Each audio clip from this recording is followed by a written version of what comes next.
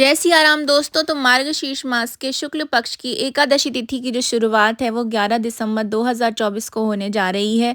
तो आज इस वीडियो में हम जानेंगे कि शुभ मुहूर्त क्या रहने वाला है, पारण का समय क्या रहेगा, महत्व क्या होता है मोक्षदा एकादशी का, क्यों कहा जाता है कि इस व्रत को करने से आपको मोक्ष की प्राप्ति होती है। तो चलिए ज़्यादा देर नहीं करते हैं, कर लेते हैं टॉपिक को स्टार्ट। दोस्तों, वैसे तो हिंदू धर्म में एकादशी के दिन को बहुत ही महत्वपूर्ण माना जाता है, लेकिन मोक्षदा एकादशी जो तिथि होती है सभी एकादशियों में सबसे ज़्यादा पुण्यदायी भी मानी जाती है।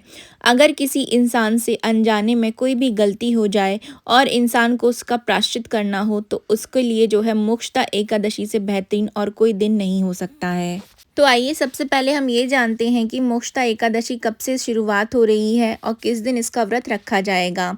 तो हिंदू पंचांग के अनुसार मोक्षदा एकादशी जो तिथि है वो इस बार 11 दिसंबर को मनाई जाएगी। एकादशी तिथि का जो प्रारंभ है वो 11 दिसंबर को 2024 को सुबह 3:42 पर ही हो जाएगा और जो तिथि का समापन है वो रात को 12 दिसंबर की रात को 1:09 पर होगा। यानी कि 11 दिसंबर की रात को 12 बजे के बाद जो समय रहेगा उतने टाइम तक ही एकादशी तिथि रहने वाली है। मोक्षदा एकादशी तिथि का जो पारण समय रहने वाला है वो सुबह 7:07 से लेकर के 9:09 तक का रहने वाला है। तो मोक्षदा एकादशी तिथि का जो व्रत है वो आपको 11 दिसंबर 2024 को ही कर रखना है।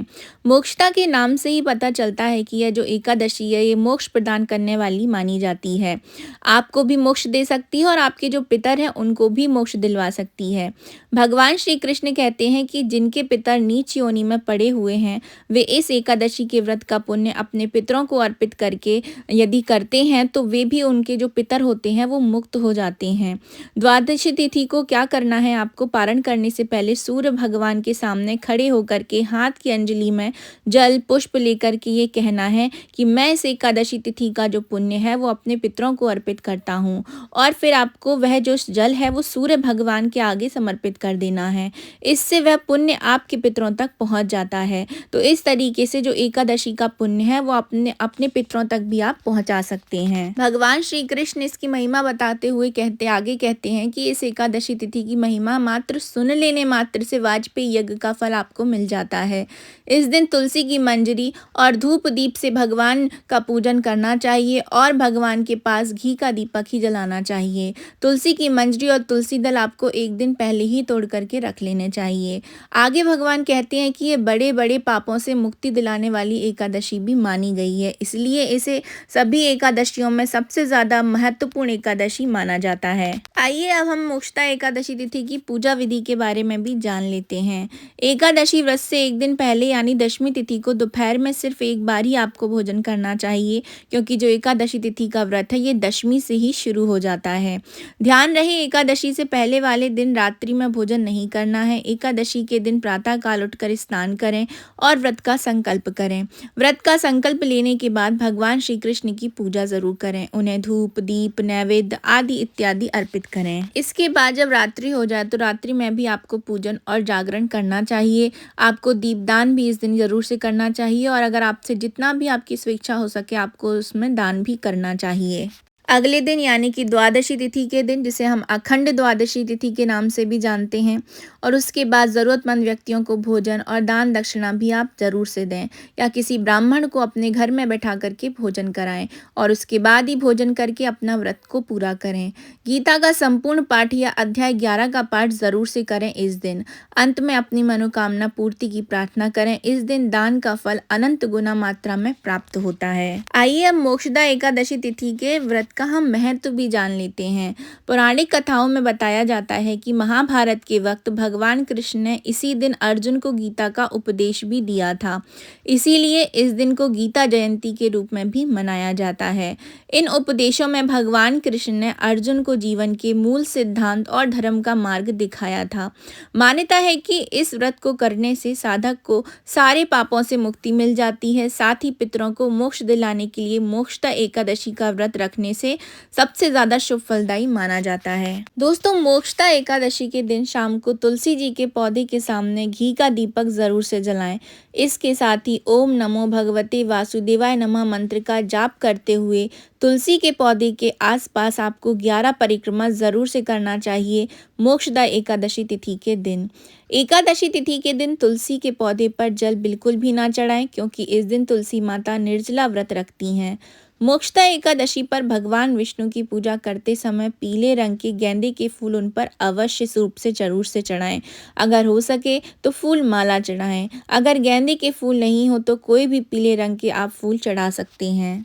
इस दिन व्रत करने से भगवान विष्णु की कृपा प्राप्त होने के साथ ही आपके पितरों के लिए मोक्ष की प्राप्ति का रास्ता भी सुगम हो जाता है।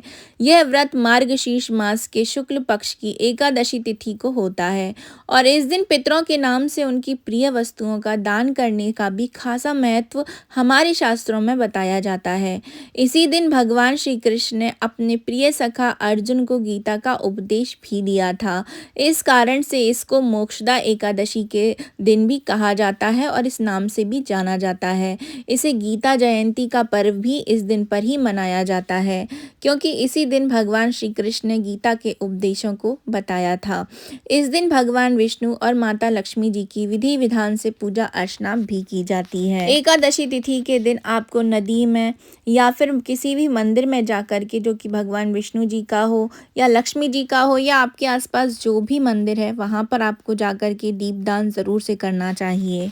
दोस्तों, एकादशी तिथि का जो व्रत होता है इसमें कुछ नियम भी होते हैं, तो आइए जानते हैं कि मोक्षदा एकादशी के दिन आपको किन किन नियमों का पालन भी ज़रूर से कर लेना चाहिए। मोक्षदा एकादशी के दिन एक दिन ही आपको पूर्व दशमी तिथि से तामसिक भोजन का सेवन नहीं करना चाहिए, मतलब कि बचना चाहिए ऐसा भोजन करने से। यानी कि जो प्याज लहसुन से जुड़ा हुआ खाना होता है वो आपको दशमी तिथि को ही नहीं खाना है। इस व्रत में विष्णु जी के साथ सूर्य देव की पूजा अर्चना भी की जाती है। मोक्षदा एकादशी के दिन जो है सुबह सूर्योदय से पहले उठें, स्नान आदि के बाद आपको विष्णु जी का स्मरण जरूर से करना है और उनकी विधि विधान से पूजा जरूर करनी है। विष्णु जी को फल फूल नारियल नैवेद्य समेत सभी पूजा सामग्री आपको एकत्रित भी कर लेनी है।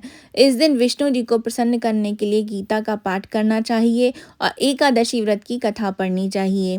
तो जो मोक्षदा एकादशी व्रत की कथा है वो मैं नीचे आपको डिस्क्रिप्शन बॉक्स में दे दूंगी, तो आप उसको वहां से पढ़ सकते हो। और एकादशी तिथि के दिन अगर हो सके तो आपको विष्णु सहस्त्र नाम का पाठ भी जरूर से कर लेना चाहिए। एकादशी व्रत के दिन ओम नमो भगवते वासुदेवाय ओम नमो नारायणाय नमः मंत्र का जाप करना चाहिए, या जो भी जाप आपको आता हो, भगवान विष्णु से रिलेटेड जो भी मंत्र आपको आता हो उसका जाप जरूर करना चाहिए। यदि आपके पास कोई गुरु मंत्र है तो आप गुरु मंत्र का जाप भी कर सकती हैं। एकादशी व्रत में सायंकाल में पूजा आरती करने के बाद फलाहार किया जा सकता है। एकादशी के व्रत में आपको ब्रह्मचर्य के जो नियम होते हैं उनका पालन जरूर से कर लेना चाहिए। मोक्षदा एकादशी व्रत में चावल का सेवन वर्जित माना गया है। यदि आपके घर में कोई ऐसे सदस्य हैं जो एकादशी का व्रत नहीं कर रहे हैं तो उन लोगों को भी जो है चावल का सेवन नहीं करना चाहिए। इस दिन भूलकर भी बड़े बुजुर्गों का अपमान ना करें और ना ही अपशब्दों का इस्तेमाल भी करें। एकादशी व्रत के दिन तुलसी के पत्ते भी नहीं तोड़ने चाहिए। पूजा के लिए एक दिन पहले ही आपको तुलसी पत्र तोड़ करके रख लेना चाहिए। तो दोस्तों, ये थी मेरी छोटी सी इन्फॉर्मेशन मोक्षदा एकादशी व्रत के बारे में। ये आप सबको कैसे लगी है कमेंट बॉक्स में ज़रूर से बताइएगा। तो हम मिलेंगे नेक्स्ट वीडियो में किसी नई इन्फॉर्मेशन के साथ। अभी मैं आप सभी से लेती हूँ विदा। जय जय सिया राम।